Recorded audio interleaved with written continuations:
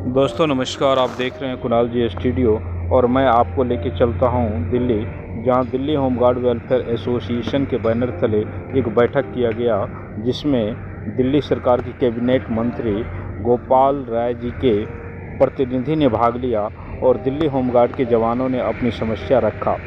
और प्रतिनिधि ने, जो मंत्री साहब के प्रतिनिधि थे, उन्होंने होमगार्ड की समस्या को समाधान करने का हर संभव आश्वासन दिया और उन्होंने जवानों को संबोधित करते हुए कई तरह की बातें की और इस तरह की बातें की कि जैसे मतलब होमगार्ड का कल्याण हो और उसका निरंतर ड्यूटी चलती जी। सर के लिए जोरदार एक बार और तालियों स्वागत करिए। आइए साहब। बहुत बहुत आप सभी का धन्यवाद। दिल्ली होमगार्ड वेलफेयर एसोसिएशन के तत्वाधान में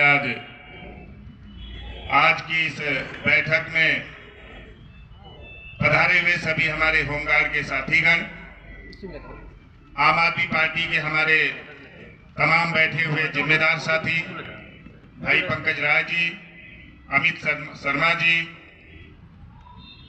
अमित कुमार शर्मा जो हमारे रेहड़ी पटरी विंग के दिल्ली प्रदेश के अध्यक्ष हैं, वीरेंद्र फौजी भाई हमारे, और आज के इस कार्यक्रम के आयोजक साथीगण, सभी का मैं नमन और वंदन करता हुआ आप सबका स्वागत और अभिनंदन करता हूं।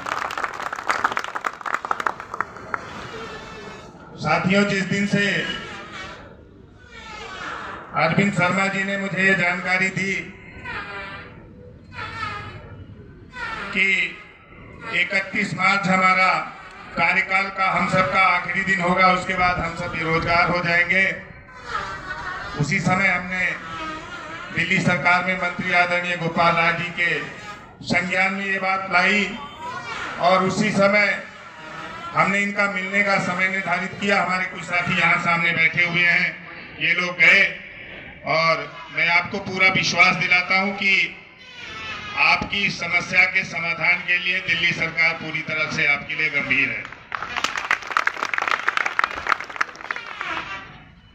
साथियों, समस्याओं का आना एक पार्ट ऑफ लाइफ है, लेकिन इस समस्याओं का समाधान निकालना आर्ट ऑफ लाइफ है। और आपके ऊपर तो समस्याओं का मैं समझता हूं, जहां रोजी रोटी की बात आए, समस्याओं का ये पहाड़ है जो टूट चुका है। अब पूरी गंभीरता के साथ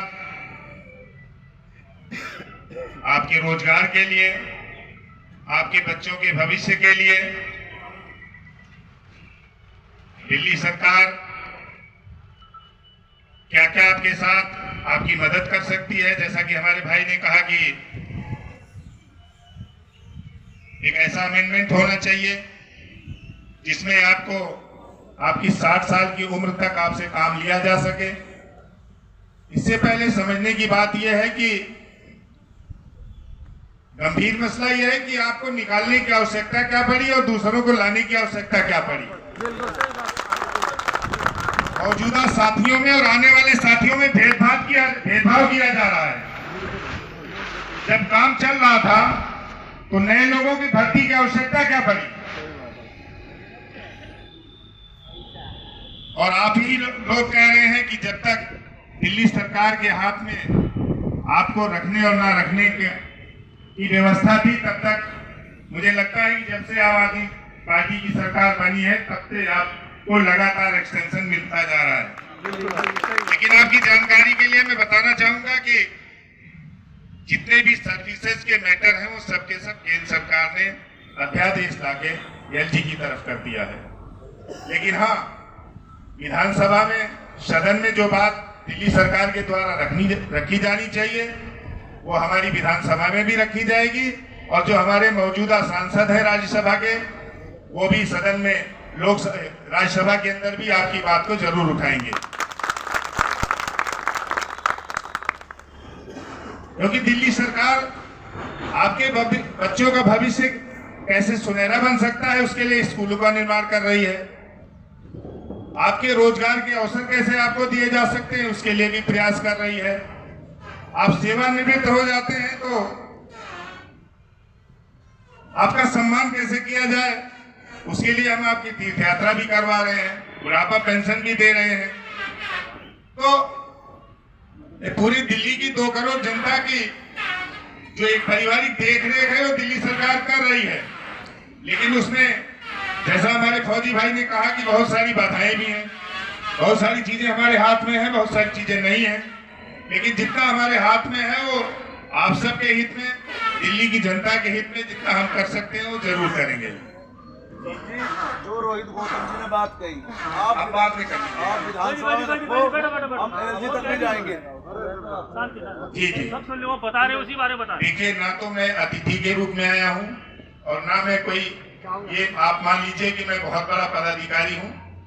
आप हमारे परिवार का हिस्सा हैं सब लोग, आपके परिवार का एक हिस्सा होने के नाते आपके साथ आया हूँ। और जहाँ जहाँ आप लोग चलेंगे, जिस जिस प्लेटफॉर्म पे आपके साथ चलने की आवश्यकता होगी, मैं अपने पार्टी के नाते भी हमारे साथी आपके साथ चलेंगे और आपके परिवार का हिस्सा होने के नाते आपके साथ। सभी लोग इनमें से पॉलिटिक्स नहीं कर रहे हैं, मुझे लगता है इसमें हमारे कोई रिश्तेदारी के लोग भी होंगे, हमारे पड़ोसी भी होंगे, हमारे मोहल्ले के लोग भी होंगे। तो हम सब की समस्याएं एक हैं और 2 चीज जरूर याद रखना चाहिए, एक तो रोजगार देने वाले को और रोजगार छीनने वाले को। रोजगार छीनने वाले को सबक सिखाने का काम आपको करना है। इस लोकतंत्र में जनता की ताकत से बड़ी और कोई ताकत नहीं है। आपकी एकजुटता की जरूरत है, आपके संगठन को मजबूती से आगे बढ़ने की जरूरत है। और आप एक बात और नोट करें, आज तक आजादी के आंदोलन से लेके और अभी तक कोई भी आंदोलन रहे हो, कभी ऐसा नहीं हुआ कि पूरा का पूरा गांव, पूरा का पूरा शहर, पूरा का पूरा देश चल चुका हो। उनमें से कुछ लोग आगे बढ़ के जो समाज सेवा में कुछ न कुछ करना चाहते हैं। और मैं समझता हूं कि आप में से बहुत सारे लोग रात की भी ड्यूटी किए होंगे और अभी जाके आप ड्यूटी करेंगे भी। और वह आगे चलने वाले आप सब लोग हैं जो परिवर्तन लाने का और केंद्र सरकार को हिलाने का काम करेंगे। जरूरत है तो आपके दृढ़ संकल्प और दृढ़ निश्चय की। जनता की ताकत सबसे बड़ी ताकत है। और दूसरी बात मैं ये कहना चाहता हूं कि आज ये बैठक की आवश्यकता क्यों पड़ी, जब लोकतांत्रिक व्यवस्थाएं फेल होने लगती हैं, जो संविधान में दिए हुए अधिकारों का हनन होने लगता है, जब हमारी मौलिक नैतिक मूल्यों की जब हमारी अनदेखी होने लगती है, तब हमें इस प्रकार की बैठक करने की आवश्यकता पड़ती है। तो आज शायद मैं समझता हूं कि ये करावल नगर के लेवल पे ये बैठक बुलाई गई है।